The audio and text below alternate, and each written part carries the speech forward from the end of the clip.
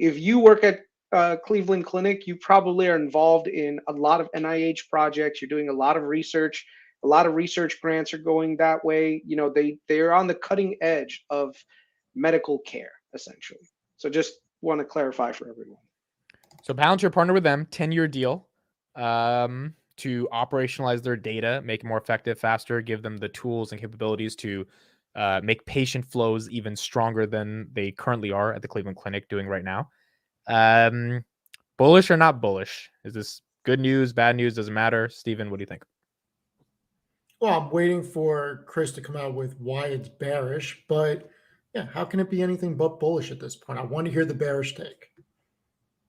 So I wouldn't say it's bearish, but it's not the hype. The reason why I responded on Twitter is because too many people were hyping this up like, oh my God, this is the greatest thing since sliced bread. Like they're partnering with Cleveland Clinic. No, healthcare, operationalizing healthcare, it is a lot of work. A lot of money goes into this, and there's a lot of players already in it. So the competition is super, super tough, right? I'm not saying that Palantir can't overcome the competition, but essentially it's exactly what I said. It's a very risky proposition to go into. If we as investors want to have good returns, right? We want Palantir to focus on industries that are going to be able to give us good returns in a short period of time without putting up much risk and without putting up much capital. What Palantir is basically signed up for is high expenses, okay, for the next probably 10 years. And it's not guaranteed that there'll be any real major successes out of it. A lot of hospitals, they're very fragmented. They're very cheap in terms of buying software that's going to operationalize their workflows. Most of the time when people say, oh, look, you know, we have a great product, it's just another dashboard. There are other incumbent players that literally got their asses handed to them, like IBM with IBM Watson, which one day I'm sure Sean will tell you all about. I'm just telling you guys, it's not the easiest nut to crack. And there's so many other opportunities right now, low-hanging fruit that Palantir can focus on that could really generate a lot of business value in the long run. But this is the route that they have gone. Do I think it's a good thing? Do I think it's a good thing for a long term? Yes. But I also think that this is one of those things that is going to be much harder than people are expecting. So all I'm trying to do is just temp down the hype. Like take the hype from Palantir is changing healthcare to, hey, Palantir partnered with a really major organization within the healthcare space. You know, the tangible benefits will be seen when you start to see tons of revenue come in, right? And you're not only tons of revenue, but profitable revenue. That's the key. Because if you're spending for every $1 that you're getting, you're spending $1.50 to refine a product. That's not a good thing. So just keep that in mind. Chris, you're in the field. My question is, do you think that this contract is going to take resources away because internally they're going to have to shift and allocate resources to build this out and make changes because this is a much different segment than they're used to, and it's going to take their eye off the ball in other areas that they're proficient in? I think hospital systems overall are very fragmented. Like it's only been maybe 12 years since we started to even think like organizations. Before, every hospital was run almost like a siloed approach. Big data wasn't even a thing. Like no one really focused on that, right? IBM was one of the first companies to come in and say, you know what, we're going to help you optimize things like billing. We're going to help you optimize diagnosis. We're going to help you optimize this. But there are a lot of incumbents in the space, and especially like among like the non-technical workers. They don't want to do things that are cutting edge. They kind of want to do things that are very, what's the word, like easy and simple. And also from a risk perspective, you don't necessarily want to integrate with new technology. So it's almost like if you're trying to integrate like cutting edge software, healthcare is the last place you really want to be. When you're trying to be in healthcare, it's literally Chris, what are you talking about? It's bro? an uphill battle, dude. I'm trying to tell you, being in software. I respect that you work there, but how are you saying innovation and healthcare are not like no. Take that. Whoa, it's not innovation. I'm saying software innovation is not exactly a premium thing in the hospital systems. Like, look, I'm telling you right now, no one like the most successful things that I've seen in hospital systems when it comes to software and SaaS related products are around things that are going to end up being clinically relevant for patients. So Chris, yeah. stick on that for a second. Hypothetically, if Cleveland is using Epic, for instance, Palantir is never replacing Epic. Most likely, correct? No, never. Like I don't want to use a definitive, but most likely Epic's not going anywhere. That's the premier. Right. So Epic and Cerner are not going anywhere. How many other systems in the hospital system are there, like an Epic or a Cerner, that are that important that are just not going anywhere? Well, that's the thing. Every hospital is going to have different pieces to it, right? There are, if you look at every hospital, and especially every like department, they have their own softwares that they've customized, that they've tailored to their needs and all this other stuff. And then they all work on that, right? So an example is if you work in radiology, you're working on a PAC system. If you're working in lab, they have software vendors that do lab stuff. You have cardiology has their own stuff. Like, it's a lot of different silos that you have all this data and everything around, right? And to try to unify it with doctors that are really goddamn old, I still, trust me, I get calls about the most smallest things that end up being just, it is an uphill battle for a software vendor to get into healthcare. In the United States, there are other countries out there that all are united. Like, here's a good example, Israel, right? Israel has literally integrated everything into their healthcare system. They have a single, almost a single payer system where everyone can just work together. Everything is standardized. So yes, you can implement things and you could scale them very easily. In the US, that's not the case. Like, it's really hard to scale things in the United States in healthcare. How long will it take to know if this is going to be a success or not? That's what I'm trying to tell you. That's not. No, but that's what I'm asking. Like, how many years do you think? 5, 6 years for Cleveland Cliff to know if? First of all, Palantir's probably already worked with them on a pilot project for like last 2-3 years or 4 years, 5 years, whatever, right? So this is not something new. Cleveland Clinic is not going to partner with you for 10 years based on just a sales meeting. Literally, they've probably been using it for a little while. Now they think that they can expand it further. That does lend credibility to whatever Palantir is trying to provide to them. All I'm saying is, even if Cleveland Clinic says this is the greatest thing on the planet, hospitals aren't going to all wake up tomorrow and say, hey, we want Palantir to come in and change everything for us and get us on our digital transformation journey. Most of them are still trying to figure out how to do digital transformation. That's all I'm trying to say. Think about the word you're using, system. You know, you're not talking about a standalone hospital. You look at LIJ, Northwell, they have many different locations. So to try to get a new platform rolled out in one location is a challenge. Try getting it rolled out in many locations. So that's why I'm asking those questions, because if this does work, it could be very good for us, but it is going to be very intensive to get there. And I think it's going to take years to even know if this is going to really work out for us. And then every system operates their own way. They have their own workflows, right? They're not all standardized to the way that like other countries are, where you literally have a standard process. What if Palantir does an amazing job with the Cleveland Clinic, though? What if they like really set a precedent? I'm sure that is the use case which by they are going to market themselves, where they say, look, if we can partner with them and we can provide value to these guys, that means that our product is good. Please use our product, right? They need, just like the Lockheed Martin thing, they need an avenue to get into the space that they can lend almost like credibility into their software.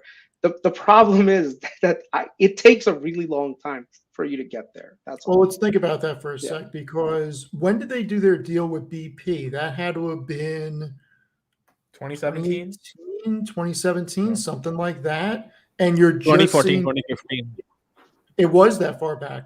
Okay. Yeah. So you're just seeing Kinder Morgan come on in 2021 and Exxon come on. So that's not right, actually, because when they had a deal with BP, there was a agreement for a lockup period that during this lockup period, they cannot do another energy company. So as soon as that lockup was expired, I mean, only then they started going after another energy company, because when they did the BP deal, they didn't have a product or strategy for energy. It was also learning for them what kind of solutions and things. So BP was an opportunity where both companies came together to build the solutions and everything.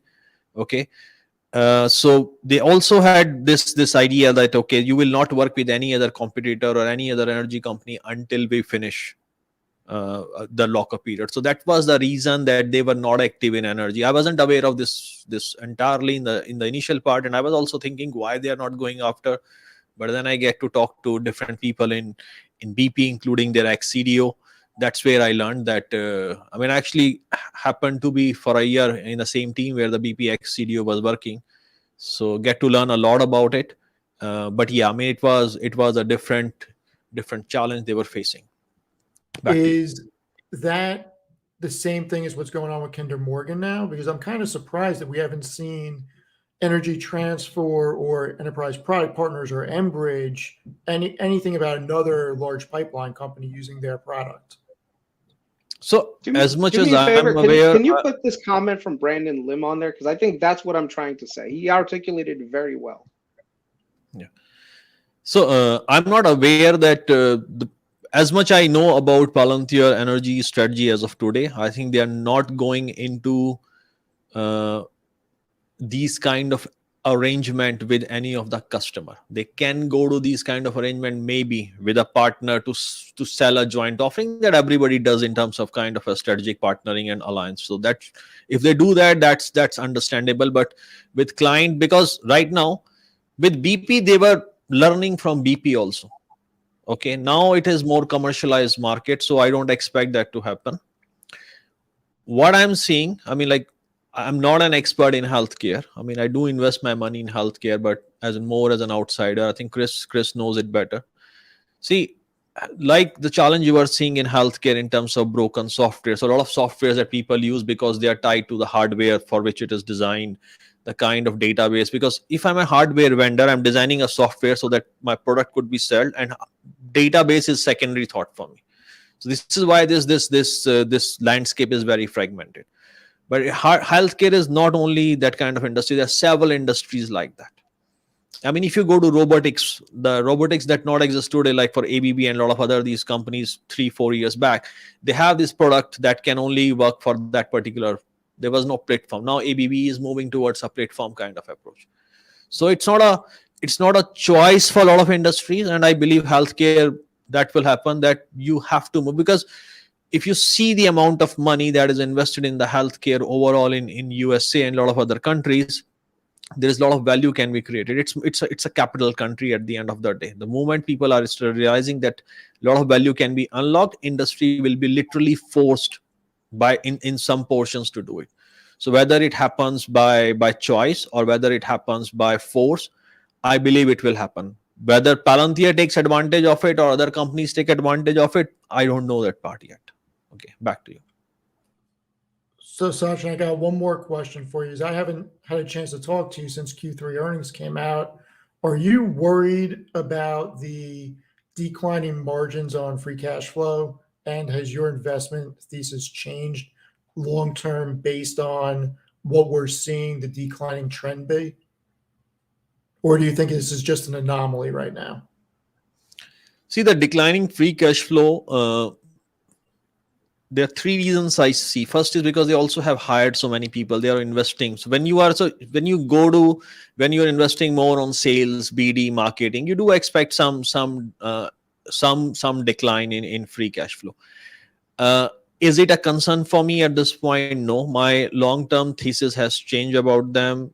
No, I do feel the same, that their go-to-market strategy still needs a lot of more work. Okay, at this point, I do not know that whether they can become a monopoly like AWS. And if they don't become a monopoly like AWS, that will be the failure of their GTM rather than the failure of their product. I have seen their product in action, and it's amazing. I mean, I led data strategy for large company. I've seen so many other products. And I mean, what I have seen with Palantir is something I have never come across even today. So product wise, it's their product that has raised my confidence, and the idea that people at the helm will eventually figure out how to make it more consumable for different industrial sector. But yeah, I mean, things can go wrong as well. I mean, I know that at this particular moment, Snowflake is struggling in few of their clients to deliver some really complex use cases. See, when you enter, their strategy was always based on simplicity. But this cheerleading phase of digital transformation, everybody is realizing under this market that we cannot be a cheerleader for long. We need to deliver solid things, and this is where lot of digital transformation landscape companies are struggling. Okay, but what is happening with C3 AI? I mean, they came with so much pomp and show, building BSC3i with Baker Hughes, and they build a, what is happening on the revenue? I mean, why? I mean, the success in the energy with C3i, which is even like the barriers of entry is so low, they are not making that kind of inroads either. Okay, for them. So there are a lot of companies that are struggling in this domain, and the challenge that the clients are facing is 2 years back, AI at scale was in PowerPoint. The investors are asking, show us AI at scale on ground here, deploy it. And in order, and the things when you are looking to deploy, they are very complex use cases. You really need things that work. And this is where a lot of companies are struggling at this particular point. So the landscape for digital companies who is, I mean, like what we were considering a successful company 1 year back, or what will we see a successful company 2 years down the line, there is going to be some shift in that. That's my opinion. Back to you guys. Okay, so overall long thesis has not changed, which is a good thing to understand. Sachin, so your thoughts on this healthcare thing? This is kind of the same with Steven, is that it proves a good precedent, but you do resonate with a little bit of what Chris is saying, which that software in hospitals is going to be hard to change. See, the way I see is that what Chris described, that why there is so much passive aggressiveness in system to change. Okay, and the way companies approach, see that there are two ways change can happen: is people are willing to change, or change is forced upon them. Yep. Okay. My understanding is that when in any industry there is a lot of passive aggressiveness, change is one way or other way is forced upon them. Okay, whether they like it or they don't like it. Okay, and I don't expect healthcare to be any different. Yes, people can resist a lot, but it will eventually happen. That's my view. I mean, like, and I'm not an insider in the healthcare industry. I always study healthcare as an outsider. Okay, I have substantial portion of my net wealth invested in biotech, not healthcare in general. I mean, in a way, healthcare also. So that's my view. Okay, but it is based on overall view for all industries, because that's how change can happen. I think there's a very good book by Yves Moria, which is 6 Simple Rules. Okay, people don't understand that why people are reacting like this, and the moment the context is clear, people can change the rule of the game to force change upon people. Okay, whether they want it or not. This has happened in so many industries before, and healthcare is due for disruption for a very long time now.